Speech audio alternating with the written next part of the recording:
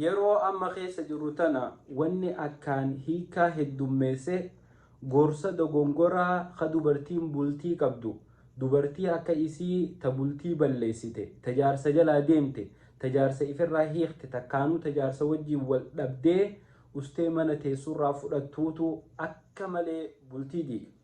Obboleessa kiyya obboleettii tiyya dubartoota ayidooloojii warra dhihaa oofantu jira.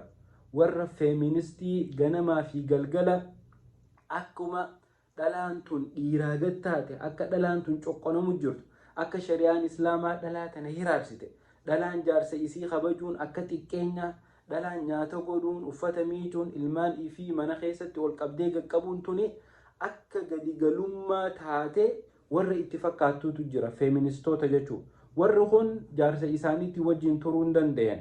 Maalifi walqixxummaa hin taane barbaadan taa'anii jaarsa ifii ajaju barbaadan warra jaarsa arrabsu jaarsa xiqqeessu warra jaarsaa olitti iflaalu warri san bultiin isaanii hin turtuuf warra akkanaati biyya teenya keessatti kan itti gaafatamtoota dhimma dubartootaa fi daa'immanii jaanii biiroo keessa kaayan ummata ifiifuu bultii ifii tiiffachuu dadhabe ka jaarsa hafuura itti kutee manaa ari'eetu itti gaafatamtuu dhimma dubartiiti.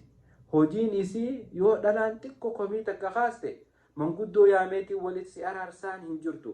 Maali ati gabra maaltu si rakke dhiirti guutuudha isaa wajjin maaltu si cinqe kana goggoga kana qorqoda kana maarree jetteeti jaartuma nagayaan jaarsa isii jala jirtu kana bultii jibbisiiste.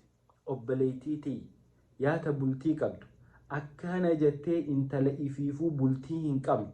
Intala jaarsaa wajjin khaatiyaana wal gootee mana teessu harmallaa jaarsa hin qabne ta jaarsa mataa jabaattee heeruma dhabdee akan abaddan gorsa isii irraan fudhatin hanga feete si gorsaa ooltu akka atis jallattee isii wajjin harka marattee mana teessu feeti malee akka bultiin tee oowwitee manni kee bareedee jaarsa kee dhageesse Rabbi rahmati si godhee nagayaan ilmaan kee guddifattu dhalaan akkasiisan hin feetu.